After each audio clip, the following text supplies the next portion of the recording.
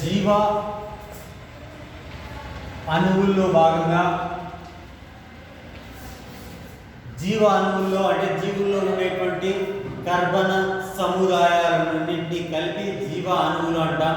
ఆ కర్బన సమ్మేళనాలు లేదా కర్బన అణువులు, కర్బన పదార్థాలు అనేటువంటి కర్బన సముదాయాలు అనేటువంటి మనకు రసాయన శాస్త్ర పరంగా ఆల్డిహైడ్, కీటోన్లు అని చెప్పుకుంటాం. కానీ జీవశాస్త్రపరంగా ఆ కర్బన సముదాయాలను అమైనో ఆమ్లాలు, కొవ్వు ఆమ్లాలు, న్యూక్లియోటైడ్ క్షారాలుగా మనం చెప్పుకుంటాం. అయితే ఇందులో ఈరోజు మనం ఇది అమైనో ఆమ్లాల గురించి చెప్పుకుందాం. అమైనో ఆమ్లాలు అనేటువంటి గమనిస్తే మనకు ఒక కార్బన్ పైన మనకు అమైనో సమూహము NH2 సమూహము, అదే రకంగా కార్బాక్సిలిక్ సమూహము COOH సమూహము రెండు కలిసి ఉన్నటువంటి అమైనో ఆమ్లాన్ని ఆల్ఫా అమైనో ఆమ్లాలుగా చెప్పుకుంటాం. ఇది ఆల్ఫా అమైనో ఆమ్లాలు. అయితే ఆ అమైనో ఆమ్లాలు మనకు మీథేన్ సమూహాలని ఉన్నదాన్ని బట్టి వాటి యొక్క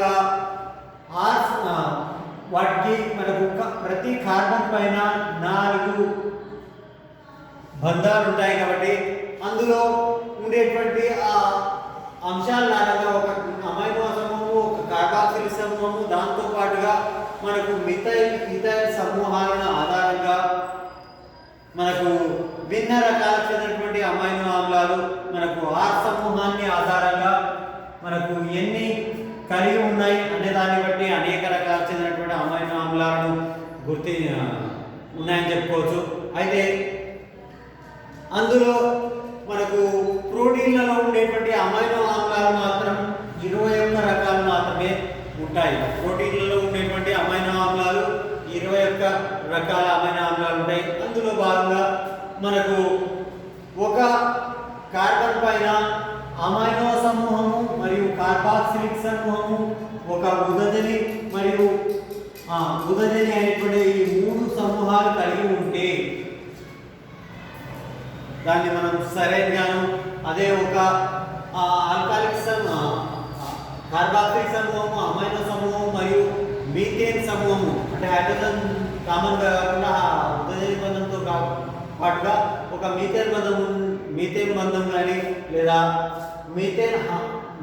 మిథైల్ హైడ్రాక్సీ సమూహం కానీ మనకు విస్తరించి మనకు ఈ రకంగా 21 రకాలకు చెందినటువంటి అమైనో ఆమ్లాలు ఉంటాయి. అందులో ఇది గ్లైసిన్, ఇది అలనిన్, ఇది సెరైన్ యొక్క నిర్మాణాలు మనం గమనిస్తాం. అంటే ఇక్కడ ఒక కార్బాక్సిలిక్ సమూహం పైన ఒక అమైనో సమూహము మరియు కార్బన్ పైన కార్బాక్సిలిక్ సమూహం మరియు అమైనో సమూహం రెండు ఉన్నాయి. కాబట్టి ఒక అమైనో ఆమ్లం, ఆ అమైనో ఆమ్లాలు ముఖ్యంగా ప్రోటీన్లలో ఉండేటువంటి అమైనో ఆమ్లాల లోపల మనకు హైడ్రాక్సీ సమూహం కానీ లేదా మీథేన్ సమూహం కానీ మిథైల్ హైడ్రాక్సీ సమూహం కానీ ఇతర సమూహాలుగా మనకు 21 రకాలు చెందినటువంటి అమైనో ఆమ్లాలు ప్రోటీన్లలో విస్తరించి ఉంటాయి. వాటి గురించి మీరు ఆ 21 రకాలకు చెందినటువంటి అమైనో ఆమ్లాలు అయితే ఇప్పుడు మీరు సెకండ్ ఇయర్లో చూస్తారు. ఆ అమైనో ఆమ్లాల యొక్క వాటి యొక్క సంకేతాల రూపంగా వాటిని అమైనో ఆమ్లాలు ఎన్ని ఉన్నాయనేది గమనిస్తాం. అయితే ఈ అమైనో ఆమ్లాలు నిర్దిష్టమైనటువంటి స్థానంగా ఒకే రకంగా ఉండకుండా నిరంతరంగా అవి మార్పు చెందుతూ ఉంటాయి. ఆ మార్పు చెందేటువంటి క్రమం లోపల ఇది ఒక R సమూహం ఆధారంగా ఇది ఒక అమైనో ఆమ్లం అనుకుంటే దీంట్లో చూడండి NH3CH కు మనకు R సమూహం ఉంది, COOH ఉంది. ఇక్కడ NH3 సేమ్ ఉంది, CH సేమ్ ఉంది, R సమూహం సేమ్ ఉంది. అయితే ఇక్కడ మీరు గమనిస్తే ఇందులో మారినటువంటి అంశాన్ని మీరు చూస్తే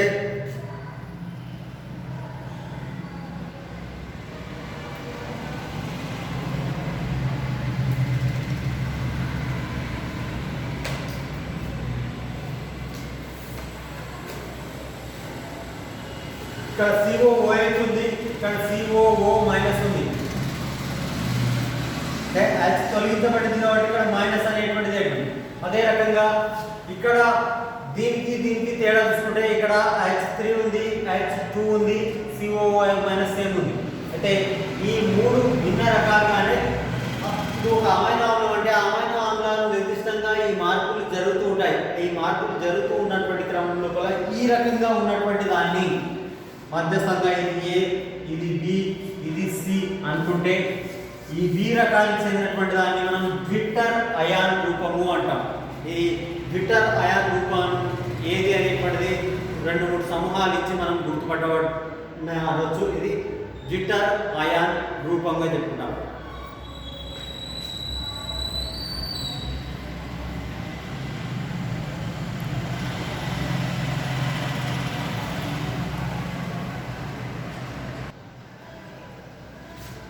నెక్స్ట్ కొవ్వు ఆమ్లాలు. ముఖ్యంగా కొవ్వు ఆమ్లాలు అంటే మనకు కార్బన్కి కార్బాక్సిలిక్ సమూహాన్ని కలిగి ఉండి మనకు ఎంత కార్బన్ సమూహాలుగా ఉండి వాటికి కార్బాక్సిల్ సమూహం ఉంటే వాటిని మనం కొవ్వు ఆమ్లము అంటాం. అలా కాకుండా మనకు CH2CH OH అంటే మనకు ఈ రకంగా గ్లిసరాల్ అనేటువంటిది విస్తరించి ఉంటుంది. మనకు దీన్ని ట్రైహైడ్రాక్సీ ప్రోపేన్ అని చెప్పుకుంటాం. గ్లిసరాల్ని ఇది ట్రైహైడ్రాక్సీ ప్రోపేన్. మీరు రసాయన శాస్త్రం లోపల దీని పేరు ట్రైహైడ్రాక్సీ ప్రోపేన్ అని చెప్పడం. ఈ ట్రైహైడ్రాక్సీ ప్రోపేన్ ని గ్లిసరాల్ అని చెప్తాం. గ్లిసరాల్ మరియు కొవ్వు ఆమ్లాలు కలిసి మనకు లిపిడ్లను ఏర్పరుస్తాయి. దానికి ఎగ్జాంపుల్గా మనము ఈ గ్లిసరాల్కు ఒక్కొక్క కొవ్వు ఆమ్లాలు ఈ రకంగా కలిసడం వల్ల ట్రైగ్లిసరైడ్లు అని ఏర్పడతాయి. 3 గ్లిసరైడ్లుగా మనకు విస్తరించి ఉండాలి. ఆ ట్రైగ్లిసరైడ్లు R1, R2, R3గా మనం చెప్పుకోవచ్చు. మోనోగ్లిసరైడ్, డైగ్లిసరైడ్, ట్రైగ్లిసరైడ్గా మనకు ఇది లిపిడ్స్ అనేటువంటి విస్తరించి ఉంటాయి. అంటే లిపిడ్స్ లోపల ఉంటాయంటే గ్లిసరాల్ మరియు కొవ్వు ఆమ్లాలు కలిసి లిపిడ్స్ ఏర్పరుస్తాయి. అయితే ఈ లిపిడ్స్ లేదా కొవ్వు ఆమ్లాలను మనం గమనిస్తే ముఖ్యంగా ఈ కొవ్వు ఆమ్లాలు అనేటువంటి ఇంచుమించుగా మనకు వాటి యొక్క మిథైల్ సమూహాన్ని ఆధారంగా భిన్నంగా ఉండవచ్చు.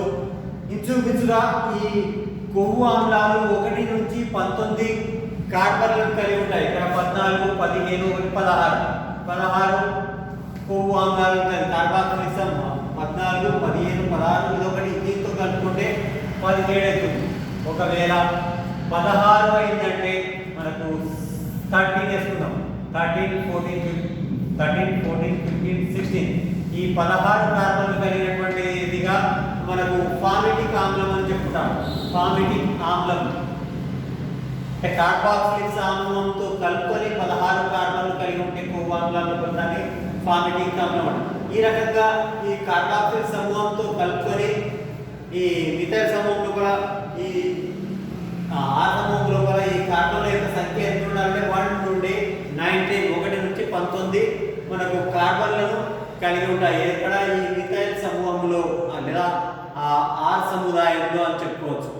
అయితే 16 సముదాయాలు కలిగి ఉంటే కార్బాక్సిలిక్ సమూహంతో కలిపి మనకు 16 ఉంటే దాన్ని ఫార్మిటిక్ ఆమ్లం అనే ఎగ్జాంపుల్ చెప్తాం. 20 ఉంటే దానికి అరాకిడోనిక్ ఆమ్లం అంటాం. అరాకిడోనిక్ ఆమ్లం అనేటువంటిది కార్బాక్సిలిక్ ఆమ్లంతో కలుపుకొని 20 కార్బన్లు ఉంటే అరాకిడోనిక్ ఆమ్లం. అంటే కొవ్వు ఆమ్లాలు వాటి యొక్క R సమూహంలో ఉండేటువంటి మిథైల్ సమూహాల్లో ఉండేటువంటి ఆ కార్బన్ల యొక్క సంఖ్య ఆధారంగా మనకు 1 నుంచి 19 వరకు ఉండవచ్చు.